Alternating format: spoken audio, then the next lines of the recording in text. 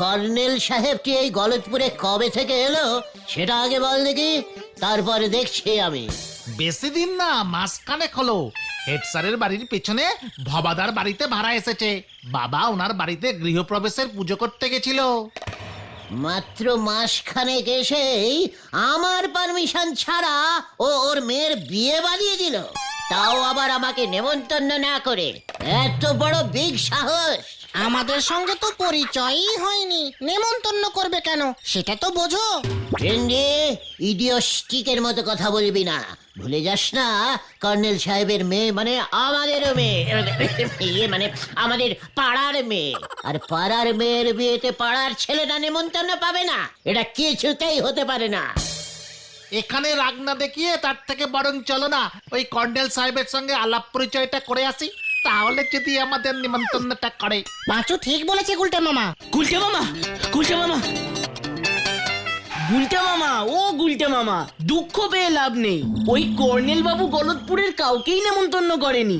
শুধু head sir, Natu বাবু, ঝোলা গোবিন্দ, বলহরি দারোগা আর ওই ডাক্তার বাবুকেই নেমন্তন্ন করেছে। আর বাকি লোকজন নাকি সব শহর থেকে আসছে। এ তো ভারী অন্যায়। মানে যারা ভালো প্রেজেন্টেশন দিতে পারবে শুধু তাদেরকেই নেমন্তন্ন করেছে গুলটে মামা। আমার সারা শরীর কিন্তু রাগে কাঁপছে। গলদপুরের এত বড় অপমান আমি কিছুতেই সহ্য করতে পারছি না। থাক থাক থাক, আর কাঁপাকাঁপি করে কাজ নেই গুলটে মামা। তার থেকে বরং চলো ওই কর্নেল সাহেবের সঙ্গে কথা বলে ব্যাপারটার ফয়সালা করি। ইয়েস, আমাকেই যেতে হবে। ওই কর্নেল বাবুর জানা উচিত এই গলদপুরে এই গুলটে গুহর থেকে বড় কর্নেল আর কেউ নেই। Follow me!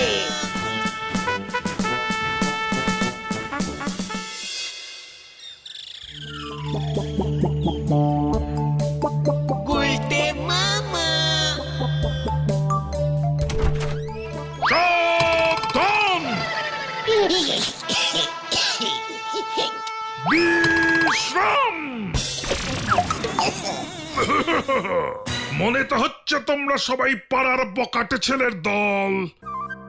আমার নাম বোধহয় শোনোনি, কর্নেল নিবারণ ঢোল। ইন দ্য ইয়ার অফ 19 ইয়ে মানে সালটা ঠিক মনে নেই, আমি একাই করে গুলি চালিয়ে দেশের সব শত্রুকে একাই খতম করেছিলাম। তোমাদের মতো বকাটে ছেলের দল তো আমার কাছে নস্যি। সাবধান! তাহলে আমরা এখন যাই মেশো।